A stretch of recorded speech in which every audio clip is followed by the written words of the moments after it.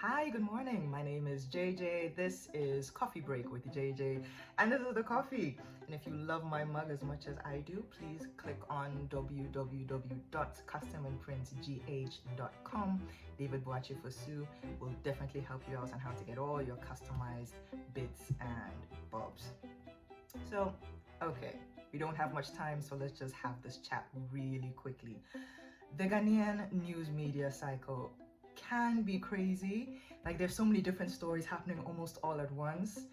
But this week, and I think for the past 10 or so days, it's been largely focused on illegal small-scale mining, otherwise known as Galamsey. We've seen the pictures of the Praia River, which is now chocolate milk again. So clearly the war on Galamsey, it was a defeat. The government lost. We've seen news reports of Galamseyers actually, and this is insane, it's blowing my mind, they're actually now digging pits in communities and under the foundations of people's houses, and you see these huge craters in the middle of the street, and you're like, the day it rains, look, the day it rains in that community, dear, kids will drown. It's not a curse. I'm not saying it to be mean or cruel or anything, but children will drown. That is how big those holes are. And for me, it is strange that nobody has been arrested. Nobody has been arrested. Are you kidding me? So we're all gonna say we don't know who is doing these things? But then again, all that has tied into the mysterious appearance or reappearance of Aisha Huang, which is hands down the scariest news item I have heard this year. There are so many scenarios about this woman's reappearance in Ghana, and none of them is good. The first one is that she was deported in 2019 at the behest of the senior minister Yao Safumafu, who said, oh no, because of Ghana-China diplomatic relations, we can't let her go. We can't prosecute her here in Ghana. Okay, we're sending her back. We didn't like it, but they did it. And now it seems she is back. And not only is she back, but she's using a non-citizen Ghana card. But there are Ghanaians who don't even have their citizen Ghana card. So in the first scenario, you have to ask questions of, immigration, national identification authority, national security, as in how is a woman who was deported back in the country? How does that even make sense? Because to my understanding, to my knowledge, if you are deported, you have basically signed your statement saying that there is no way that you can ever come back into this country. It is understood between both countries, your origin country and the country you're trying to visit, that you can never come back. So that's one scenario. So if she came through, if she was deported, how did she even come back? That's one scenario. Scenario 2, that she didn't use legal routes to come into this country. And I've forgotten who posited this idea, but it doesn't make things any better, because it means that a Chinese woman who, as of right now, is not even like, she doesn't even look like a typical Chinese woman. Her hair is not black anymore. It's now a shade of blonde.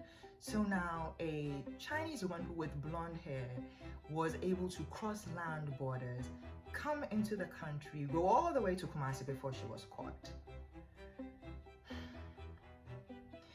If that is what happened, assuming that is what happened, it means that even our whole see something, say something campaign is in the water. Because look, what is happening in the Sahel right now is that there is jihadist activity. And let's not pretend that the Sahel is somewhere far away, it will never come. Sahel is our neighbor, okay? It is our neighbor. They are just where, oh God. If our security agencies at the borders allowed a Chinese woman with blonde hair to pass through the borders until she reached Kumasi, What is the guarantee that they're able to protect us from jihadist elements who look like us? What's the guarantee? The third one, which is actually the most ridiculous, but which seems to be gaining a lot of traction, is that maybe she didn't leave in the first place. Maybe she didn't actually leave the country and she has been in Ghana for the past 3 years. If that is the case, then everybody owes us an explanation. Senior Minister, Immigration, National Identity, BNI, Interior, Defense, the embassies, the relevant embassies. Everybody owes us an explanation, because it means, in essence, she was here.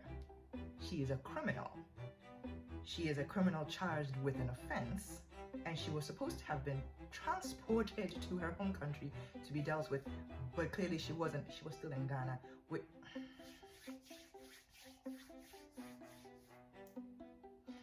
And then to add that extra spark to the flames of controversy, our president then said this. When you have a situation like this woman who was, I'm not still sure whether she was in fact deported or whether she fled the country the first time and has now come back, but whatever. There still seems to be some uncertainty about it, but whichever way it is. Now, I don't blame the Information Minister, Kojo Huang, for trying to spin it in the best way possible, because that is ultimately his job. He is he's basically the PR officer in chief for the government. He's supposed to make the government look good no matter what. The man is doing his job. Let him do his job. But for the whole commander-in-chief, our president, Nana Addo Dankwa Akufo-Addo, to say that he's not sure if she left, if she fled,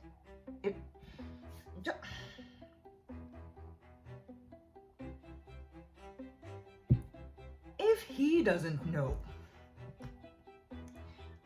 then how am I supposed to know? Then what? See, how is there such a breakdown in communication between his office and all the relevant offices that he doesn't know? It was an opening statement and he finished with, hey, it's okay. He is the president. Under no circumstances should he even be leading with a statement like that, a statement of saying that he's not 100%. How, if you don't know, Your Excellency, if you don't know, that does not make me feel better about anything, because then it means that there are so many lapses and so many holes and so many places that it just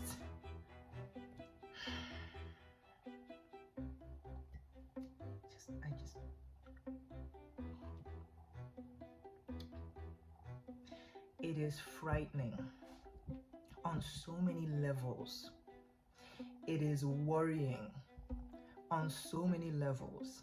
If you cut out the political jockeying and during my time I did this and during his time he didn't do that, if you cut out all of that rhetoric and you just focus on the fact that a woman who was arrested for illegal small-scale mining, she gained so much notoriety for it that she's the Queen of Galamsey. That woman, nobody can say for sure whether she left when they said she left, whether she was in the country, how she came back into the country, how she got an NIA card.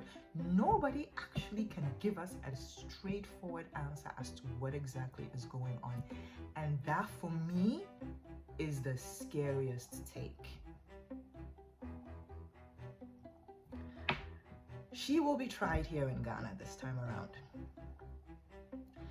My prayer is that we'll be able to watch it live on GBC.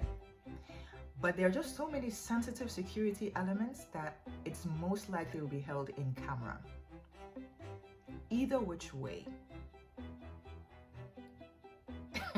In so many ways, as people have been writing left, right, and center, it's starting to look like this country really is a crime scene.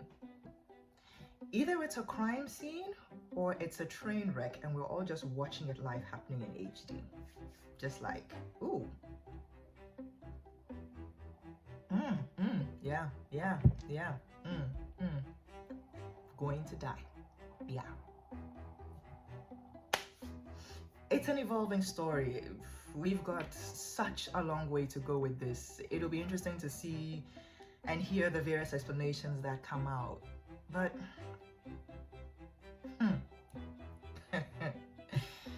as the ancient quote says, may you live in interesting times, and we are definitely living in interesting times. Yo, Charlotte, thank you so much for spending your coffee break with me. I have enjoyed your company and I hope you've enjoyed mine as well. Listen, you can click like or subscribe if you want more great content. Don't forget to go on to www.customandprintsgh.com for your customized merchandise. My name is JJ. This has been Coffee Break with JJ. And until next time, yo.